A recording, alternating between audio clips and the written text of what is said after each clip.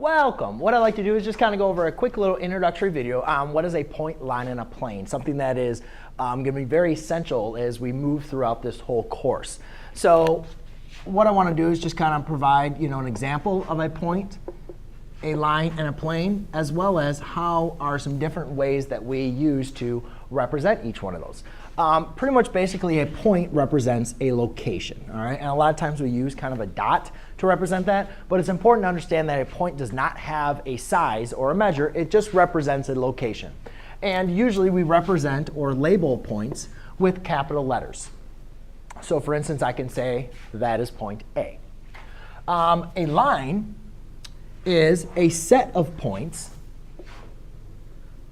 or I'm sorry, a line is a set of infinite many points that extends indefinitely in both directions. And we show that a line extends indefinitely by writing in these arrows. Now, all we need to do to label a line, as well as to create a line, is to have 2 points. But it's important, let's say I have my 2 lines are B and C. It's important that we say that this line, BC, there is infinite many points, right? That's what it creates. That's what creates a line.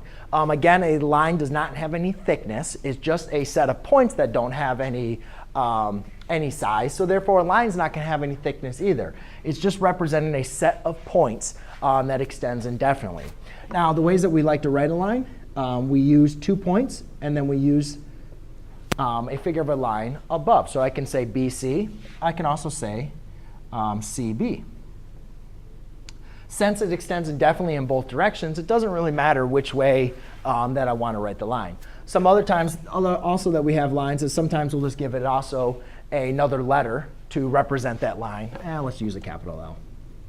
So I could also say line L if I'm speaking about a specific line. The next thing is a plane. Now, a plane is kind of if you can think about this, a plane contains infinite many lines. That's pretty much, if you want to think of it as kind of like a flat surface. However, a plane, though, still, just like a line and a point, does not have any thickness. It does not have any size. Pretty much what it is made up of infinite many lines that extend indefinitely. So I can keep on drawing lines, and if it contains infinite many lines, that means it contains infinite many points. The main thing is to kind of think of just like imaginary surface, right? That would be a plane that points and lines are all going to make up to create the plane. But it doesn't have any exact size, again, that you can attach to it. Now, to write in a plane,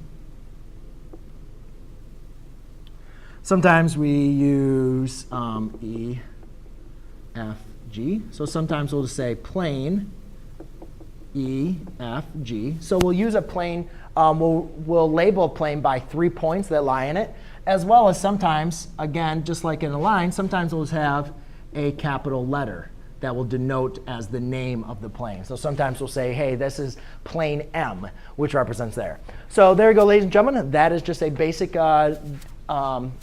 video on how to define a point, a line, and a plane, as well as how to label them. Thanks.